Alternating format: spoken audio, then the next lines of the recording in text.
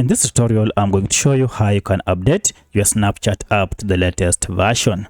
If you found this video helpful, I'll kindly request that you support me by liking the video and also by subscribing to my channel. Alright, let's get into it. Now, by updating your app, you'll be able to get the latest features that comes with this app.